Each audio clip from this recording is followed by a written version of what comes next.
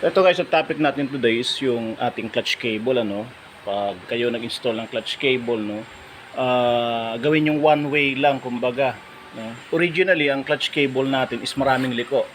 From the top hanggang dito, liko dito, tapos pasok dito, papasok dito, no.